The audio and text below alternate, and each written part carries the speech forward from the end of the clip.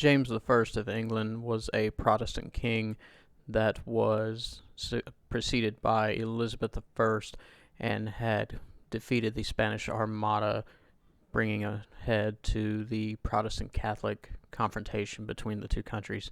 James would eventually sue for peace and would gain a tentative peace with Spain. However, there was a question of the Irish in Ireland who were still very, very Catholic and were considered a possible threat to the Protestant king as well as Protestant England.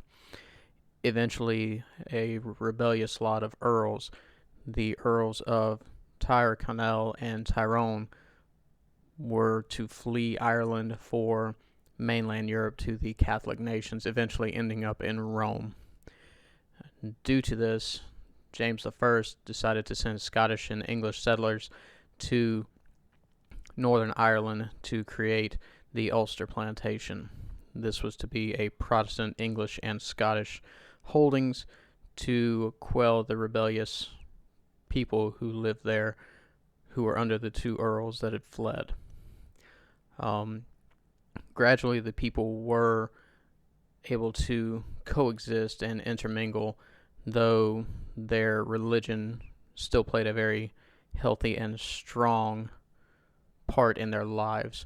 Many of the Scottish lowlanders were very proud of their Presbyterian heritage, vice the Catholic heritage of the Irish that they were living next to, and the Anglican heritage of the English that were also living in the area. It was almost like a badge of honor to these people to maintain their religion within such a vast swath of Catholic and Anglican influence. It's very interesting to note the Presbyterians were interested in developing schools to instill an education within their children that really helped instill this Presbyterian pride in the Scots that lived in Ulster. Eventually, the population in Northern Ireland exploded with the Scots, the English, and the native Irish that remained in Ulster. Due to this, a sense of adventure by the Scots-Irish, considering they were a people who were going into a hostile land to establish themselves in Ulster, and a government mishandling of their religious liberty, they decided to strike out for the colonies in North America. They saw this as an opportunity to establish themselves, to produce wealth, and to really make a name for themselves in a brand new, not as hostile area, but still a wilderness that they would have to conquer. Looking at the movement of people from Delaware to Pennsylvania to Virginia and then down into the Carolinas, it's clear that the Scotch-Irish had a major influence all up and down the Appalachian Mountains, as well as the interiors of Virginia, North Carolina, South Carolina, and areas west of the Appalachians, which would later become Kentucky, Tennessee, and even as far west as Texas. Looking at this and understanding that these people set up multiple settlements and influenced multiple areas of the states that they lived in, I wanted to look at South Carolina and North Carolina, specifically the Backcountry, where these people really established themselves and developed a lot of the infrastructure needed for the states to move from the coastal plains all the way to their current borders and be able to become states within the new United States. Next, I'm going to look at a case study for the group of settlers known as the Waxhaws.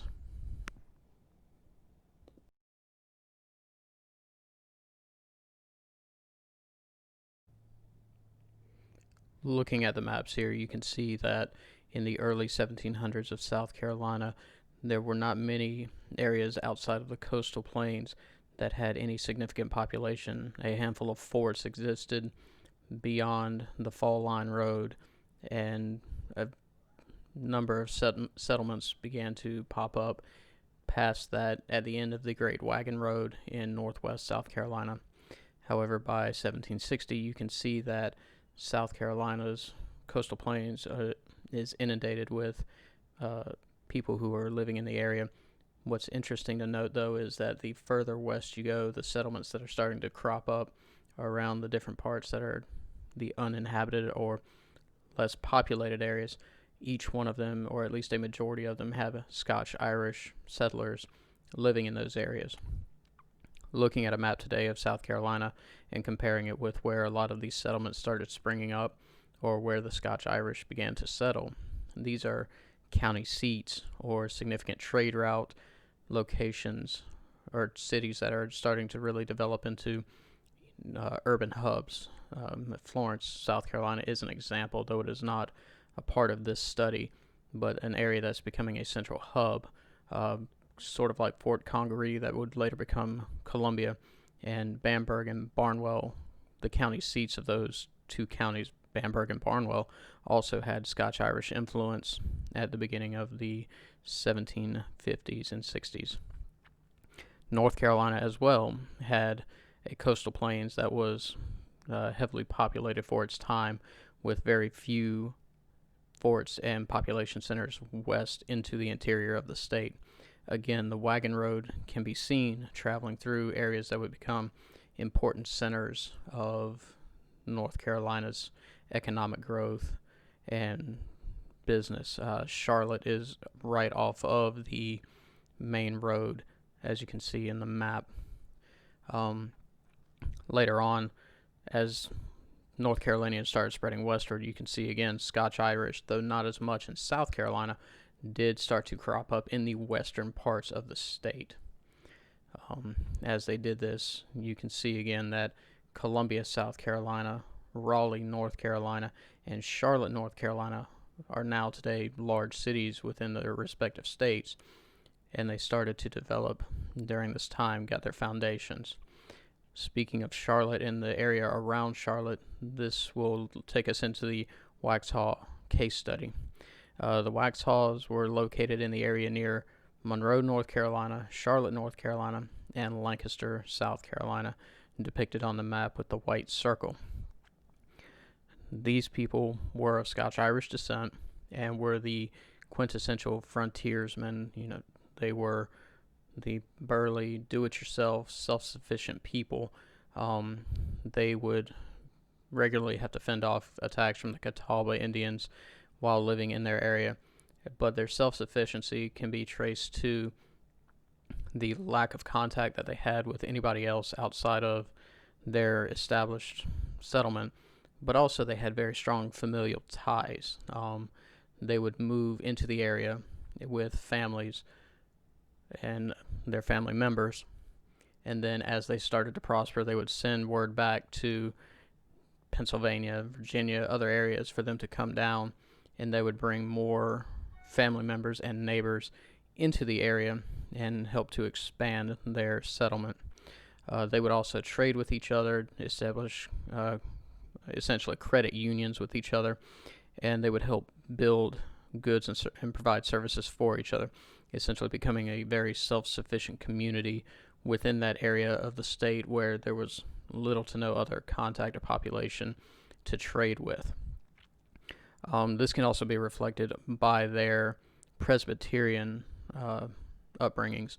The Presbyterian Church at this time was very decentralized. Even in Northern Ireland, it didn't tie back to the main Presbyterian body in Scotland, and that was brought over to the United States or the colonies as well. They would create these unofficial congregations within their communities, be it at Waxhaw, Tiger River, or any other major Scotch-Irish settlement. They would have unofficial congregations and still practice their faith and continue on. But as more of them came, they would have to start being recognized as an official church by a Presbyterian synod. What's interesting to note is that these people were also very strong-willed about building the infrastructure and developing their community for it to support newcomers coming in, as well as being able to provide the necessities for their lifestyles. Because of this, they included creating the infrastructure such as roads, and the other businesses mentioned earlier, and essentially just building these towns up that were just waiting for the rest of the state to catch up with them and come together, sort of like the East-West Railroad that was joined in Utah in the 1800s. When looking at the districts of South Carolina in the 1700s, you can see that the state was not divided into the multiple counties that we know today. In fact, large chunks of land were administered in this way due to the sparse population and the lack of ability to actually govern these areas in a very regular manner that we see today. However, if you also look at the presbytery map of South Carolina, you can start to see that a lot of the presbyteries and the districts have similar boundaries with a few changes here and there that don't line up exactly, but you can see the general shape is still there that was similar between the two areas. This is likely because of the population centers and the congregations that had formed around the Scotch-Irish would allow the districts to be better organized and better governed when population centers and groups of people who are already congregating and working together and living together are able to be grouped into the same area as their religious center. The same can be seen with North Carolina. Granted, North Carolina had more counties at the time frame than South Carolina around the same time, but you can still see how each presbytery is broken up. You can see county and district lines that still line up with the presbyteries that are covering the state of North Carolina. It's safe to say that it is highly likely that the presbyteries helped to influence district drawings in North and South Carolina, especially with the Scotch-Irish establishing such strong ties and settlements further west as the government was catching up with these people and creating the state around people that were already established. Now, not saying that they are the only reason that these district lines were formed, but when you have large congregations of people that are starting to form unofficial church gatherings and then eventually becoming official church gatherings requiring presbyteries by the Presbyterian Synod, there's a strong chance that the government will at least try to create areas that are ethnically and culturally cohesive. Now, again, Methodists and Baptists and other religious groups do have their parishes, and Anglicans as well, but there's not as strong as a line that I've seen so far. But if you want to tell Scotch-Irish people that they didn't have as big an influence in creating these two states, be my guest, because they're born fighting.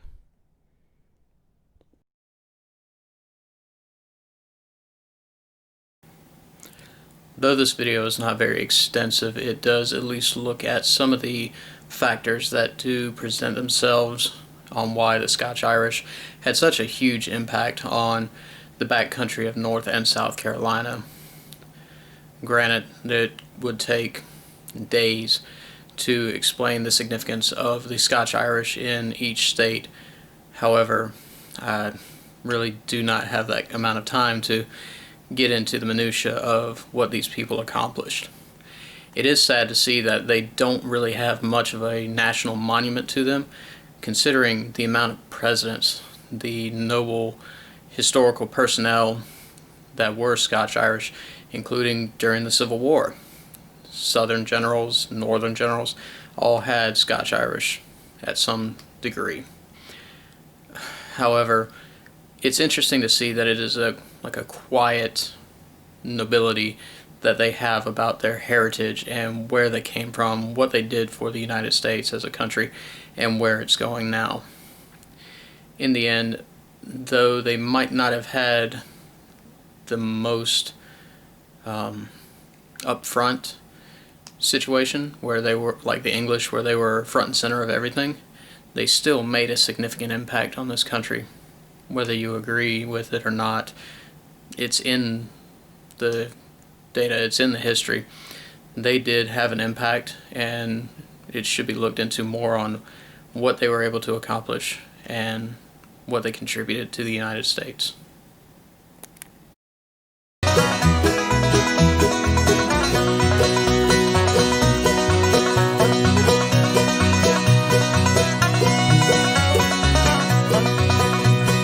Some glad morning when this life is o'er, I'll fly away to a home on God's celestial shore. I'll fly away. I'll fly away, oh glory. I'll fly away. When I die, hallelujah, by and by, I'll fly away.